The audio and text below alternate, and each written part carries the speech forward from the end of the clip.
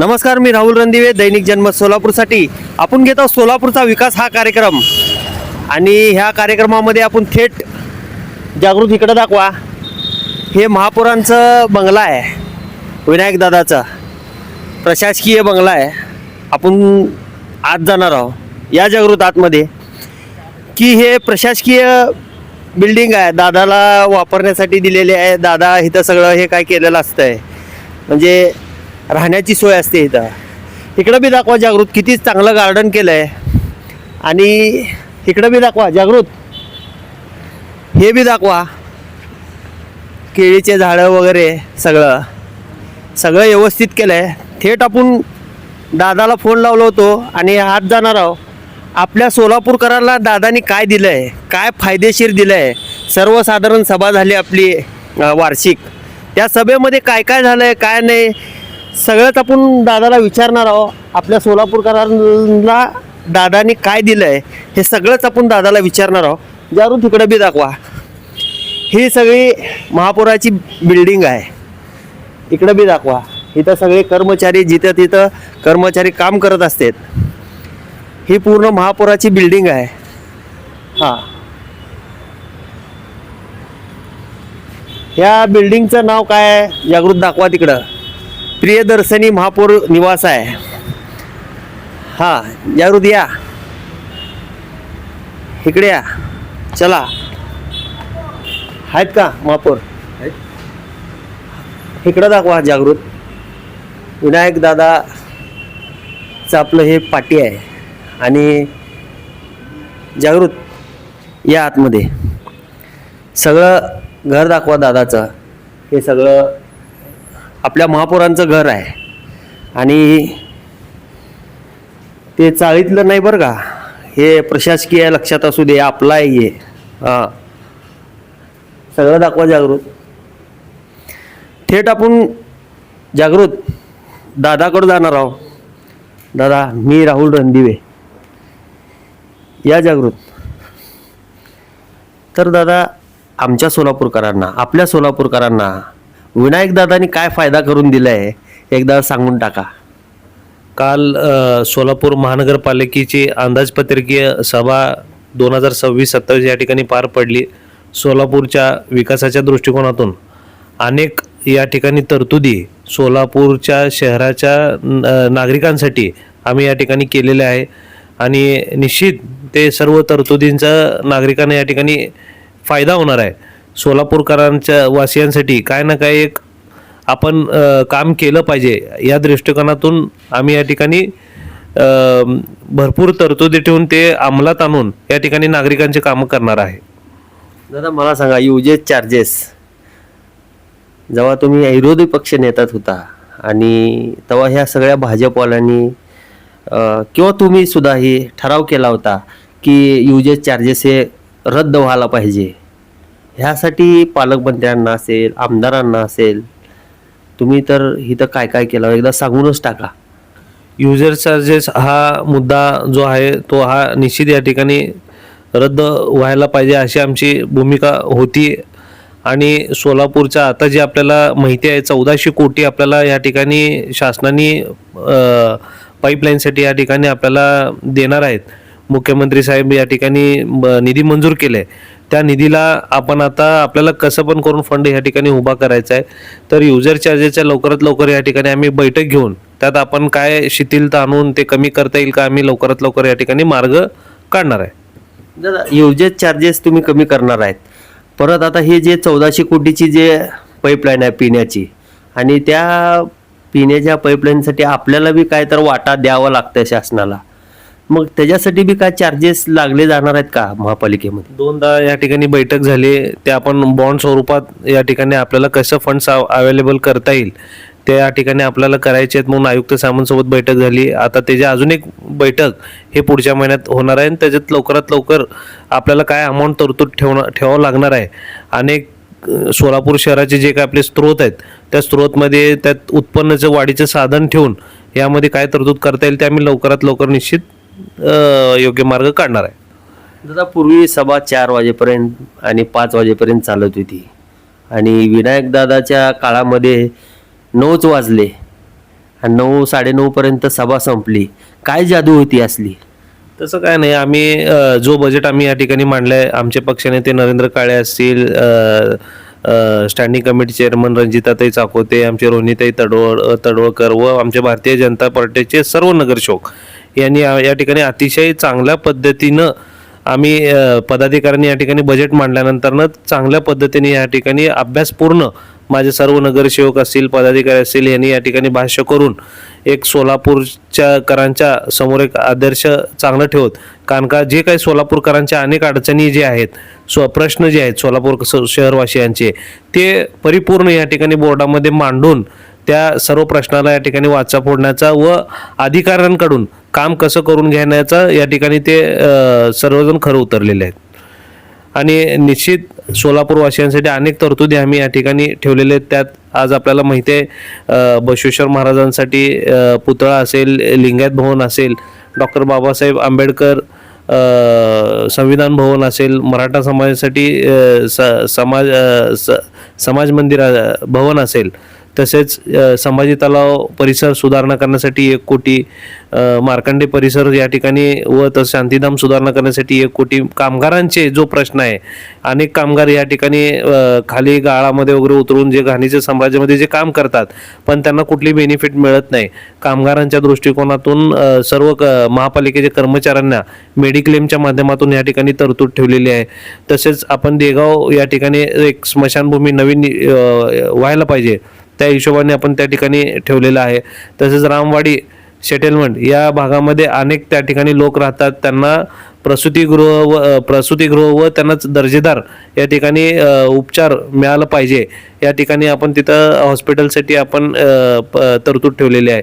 तसेच नीलमनगर असेल, पूर्व भाग जो आहे नीलमनगर, सुनीलनगर, MIDC, वॉलचंद कॉलेज हा जो भाग आहे सर्व कामगार एरिया भाग आहे. या ठिकाणी संगमेश्वर नगर, अक्कलकोट रोड जो भाग आहे, तर इथल्या लोकांसाठी काय जर कामगार लोकांना उपचार घ्यायचा असेल तर पूर्ण शहरामध्ये यावं लागतं आणि अनेक त्यांची त्या उपचाराच्या माध्यमातून लूटमार या ठिकाणी होती. पण ते तसं होऊ नये म्हणून महापालिकेच्या माध्यमातून या ठिकाणी मी एक चांगलं अद्ययावत हॉस्पिटल असेल किंवा प्रसूतिगृह असेल या ठिकाणी आमच्या लोकांना या ठिकाणी मिळालं पाहिजे, त्या भागातील सर्व लोकांना. अशा ठिकाणी ह्याच्यासाठी त्या ठिकाणी 2 ते 2.5 कोटी रुपयाची तरतूद या ठिकाणी आम्ही केलेली आहे, जेणेकरून 35 ते 40 हजार लोक त्या ठिकाणी राहतात आणि तिथे एकही हॉस्पिटल नाही आहे. त्याच्यासाठी आम्ही या ठिकाणी तरतूद केलेली आहे. काही ठिकाणी उद्यानं व्यवस्थित अद्ययावत व्हायला पाहिजे, त्याच्यासाठी या ठिकाणी तरतूद ठेवलेली आहे. पूर्ण सोलापूर शहराचा एक भौगोलिक दृष्टिकोन, तसेच सोलापूर शहरवासियांचे जे काही मागणी आहे, जे काही प्रश्न आहेत ते डोळ्यासमोर ठेवून या ठिकाणी तरतुदी या ठिकाणी करून सर्व समावेशक असं हे बजेट केलेलं आहे, समावेशक बजेट केलेलं आहे. दादा मला सांगा, पक्षपात हे बाजूला राहू दे, एक माणुसकी म्हणून आणि आपल्याला विरोधी पक्षनेता असायला पाहिजे असं विनायक कोंड्यांना वाटतंय का? काय बजेट आता तुम्ही बघितलात, बजेटच असं झालं. आमच्या सर्व पदाधिकारी आणि नगरसेवकांनी या ठिकाणी आहे ना अतिशय चांगल्या पद्धतीने या ठिकाणी बजेट मांडले. कारण का कुठलेही तुम्ही आता बघितलात, आजपर्यंत आमचे 3-4 सभा झाले, हे सभा सगळे एकमताने या ठिकाणी झालेले आहेत. त्यामुळं आम्हाला असं विशेष काय असं वाटत नाही, कारण का 95 ते 97 नगरसेवक या ठिकाणी भारतीय जनता पार्टीचे त्या ठिकाणी आहेत आणि ते अतिशय चांगल्या पद्धतीने काम चालवतात. मला सांगा, विरोधी पक्ष नेता असायला पाहिजे दादा सोलापूरमध्ये, की कारण की विरोधी पक्ष नेता असलं की आपण काय चुका करतो ते कळतात. हे बघा, एखाद्या प्रश्नावर आम्ही जर हे केलं तर आम्ही विरोधी पक्षाला कधी आम्ही दाबायचा प्रयत्न या ठिकाणी केला नाही. प्रत्येक विषयाला त्यांची कधी कधी उपसूचना येते, उपसूचनाचं आम्ही त्याच्यावर या ठिकाणी हे करतो, म्हणजे त्यांचं काय म्हणणं आहे ते आम्ही ऐकून घेतो आणि उपसूचना आली काय आणि विरोधी पक्षनेता असलं काय, त्याच्यात काय वावगं हे नाही आहे. मग ते लोक जर त्यांना काय जर व्यवस्थित वाटलं तर ते उपसूचना सूचनेमध्ये मर्ज करतात आणि आम्ही ते सूचना दुरुस्तीचे एकमताने करतो. असं यात विरोधी पक्षनेता असलाच पाहिजे ह्याच्यातला काय विषय नाही आहे. सोलापूर शहराच्या विकासाच्या दृष्टिकोनातून आम्ही सर्वजण अतिशय चांगल्या पद्धतीने कामकाज चालू आहे आणि कामकाज हे करत राहणार. मला सांगा दादा, काल जे बोर्डामध्ये वाद झाले आणि हे कितपर योग्य आहे असं दादाला वाटतंय? तुम्ही वर डायजवर बसला होता आणि खाली काय नौके नगरसेवक आहेत की डायरेक्ट नगरसेवकांनाच बोलतात. ते तुम्हाला विचारायला पाहिजे, तुम्हाला बोलायला पाहिजे, तुम्हाला सांगायला पाहिजे. कुठं काय झालं कालचा वाद हमरी तुमरी अरे रवीपर्यंत तसा विषय नव्हता. अमोल शिंदे या ठिकाणी बोलत असताना अनिल आपले प्रशांत पल्ली यांनी या ठिकाणी पॉईंट ऑफ इन्फॉर्मेशन घेऊन त्यांना म्हणजे त्या प्रश्नावर प्रश्न विचारलेले. ते बोलत असताना ह्यांना काय झालं की ते मध्ये कशाला बोलता, एकमेकाला गैरसमज झाल्यामुळं ते विषय झाला होता. पण त्यात आम्ही लगेच या ठिकाणी दोघांना पण खाली बसायला लावलं आणि प्रशांत पल्ली यांचं या ठिकाणी पॉईंट ऑफ इन्फॉर्मेशन ते योग्य होते ते विचारत होते. मग आम्ही अमोल शिंदे बापूंना सांगितले की तुम्ही ते पॉईंट ऑफ इन्फॉर्मेशनवर बोलाले, तुम्ही खाली बसावून साईडवर ते बसले. त्यात काय विषय नाही आहे एवढा. वादाचा काय नाही. मला सांगा दादा, मशान वाट्यासाठी भांडणं चालू आहेत आणि हे वाद कुठं तर थांबलं पाहिजे असं वाटतंय का तुम्हाला? बघा, लिंगायत समाजासाठी या ठिकाणी जागा त्या ठिकाणी मिळालेली आहे. आम्हाला दोन्ही मठ संस्था हे महत्त्वाचे आहेत. जगद्गुरू आम्ही तेवढंच मानतो, सिद्धेश्वर देवस्थान आम्ही तेवढंच मानतो. आज आता समन्वयाने ते जे काही निर्णय घेतील, जगद्गुरू जे काही निर्णय घेतील ते आम्हाला मान्य आहे. आम्ही जगद्गुरूंना मी या ठिकाणी ह्याच्या आधी सुद्धा भेटलेलं आहे, बोललेलं आहे. त्यांनी मला सांगितलेलं आहे, आम्हीच त्यांना आधी सांगितलेलं आहे की तुम्ही जे काही निर्णय द्याल ते आम्हाला सर्वस्व या ठिकाणी राहणार आहे. त्यामुळे यात राजकारण करायचा काही विषय नाही. आणि काडदी साहेबांनी पण या ठिकाणी आधी सांगितलेलं आहे, जे जगद्गुरू जे काही बोलतील ते आम्ही त्यांनी करण्यास तयार असेल तर ते करणार, आम्ही आमची काय हरकत नाही म्हणून काडदी साहेब पण या ठिकाणी आधी म्हणले. आणि आमचं पण तुम्ही या ठिकाणी बोर्डात बघा वाटलं सर काय झालंय, अनेक काही लोक या ठिकाणी राजकारण करायचं बघायला लागलेत. पण माझा स्पष्ट म्हणणं काय आहे, समाजाला या ठिकाणी जागा मिळालेली आहे आणि आम्हाला जगद्गुरू हे महत्त्वाचे आहेत. सिद्धेश्वर देवस्थान पण या ठिकाणी महत्त्वाचं, पण जगद्गुरू हे ते जे सांगतील ते आम्ही करायला तर आम्हाला यात दुसरं कुठलं हे नाही. समाधान या गोष्टीचं आहे की लिंगायत समाजाला या ठिकाणी जागा मिळालेली आहे, हे सर्वात महत्त्वाचं आहे. लक्षात असू दे, लिंगायत समाजासाठी सगळेच झटालेत. मराठा असेल, तेलुगू भाषिक असेल, पूर्ण सगळे लिंगायत समाज येऊन झटा लागलाय. आमदारांना महापालिकेत यावं लागलं, ही मोठी खंतच असणार आहे. मला सांगा दादा, युजेस चार्जेसचं काय होणार आहे शेवट लास्ट? युजर चार्जेस आम्ही या ठिकाणी लवकरात लवकर या ठिकाणी बैठक लावून त्याला जे योग्य निर्णय आहे ते आम्ही घेऊ. प्रशासनाने या ठिकाणी काय काय केलंय, त्यांचे काय नियोजन आहे, कसं काय काय केलंय ते एकदा लवकरात लवकर आम्ही हे बैठक घेऊन तो प्रश्न मार्गी लावू. अजून एक प्रश्न आहे दादा की 70-71 कोटीचे जे पाईपलाईन आतले रिलायन्स काय गॅसचे पाईप होते ते किंवा कशाचे पाईप होते ते काय माहीत नाही, परंतु होम मैदान जे आपलं आहे तिथं ते टाकले होते आणि त्याला तिथं एका गट्ट्याला 2 गट्ट्याला जाळ लागलं, त्याला पाक सिटीच्या बाहेर घेऊन गेले आणि त्याचा बुकना झाला. ह्याच्यामध्ये काय तर भ्रष्टाचार झाला असं तुम्हाला वाटतंय?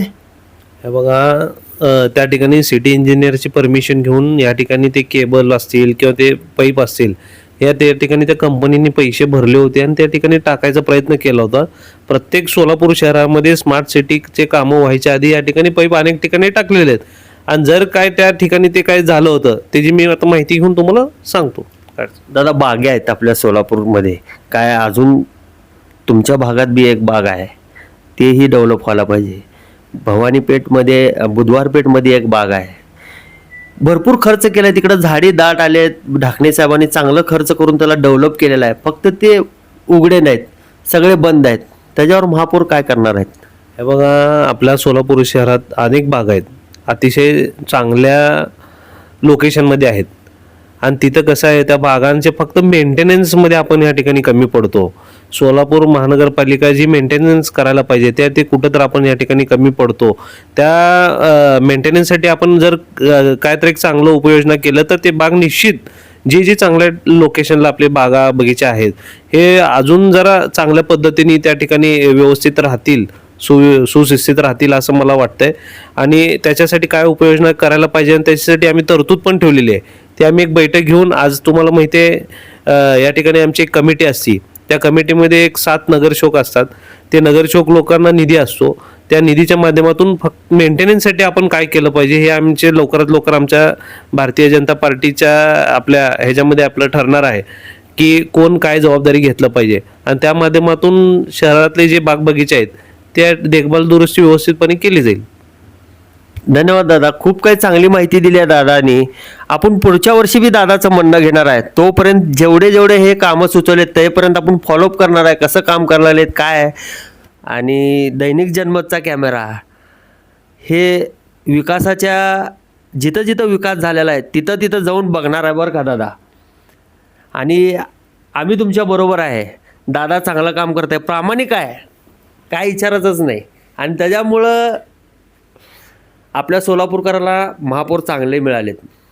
आपण यांच्याकडनं काम चांगलं करून घेऊ आणि आपल्या सोलापूरचा विकास चांगला करून घेऊ. आणि जागृत तुम्ही दाखवा. हे आपले सोलापूरकर बघितले नाहीत महापौरची बिल्डिंग, हे दादाची आहे बरं का. म्हणजे प्रशासकीय आपलीच आहे, दादा बी आपलाच आहे. हां दाखवा जागृत.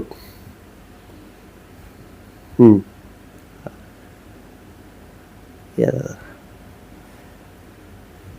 तर दादा सोलापूर विकास ह्या कार्यक्रमामध्ये आपलं खूप खूप धन्यवाद. चांगली माहिती दिली दादानी. आणि ते दुसरे बी दादा आहेत तिकडं बी दाखवा. हां हे गुरुशांत दादा आहेत. आणि हे सगळे आपले महापालिकेचे आहेत, हे सगळे आपलेच आहेत. फक्त आपण ह्यांना भांडून काम करून घेऊ, भांडाची वेळ येणार नाही. चांगले आहेत. मी राहुल रणदिवे, जागृत रणदिवे, सोलापूर न्यूज.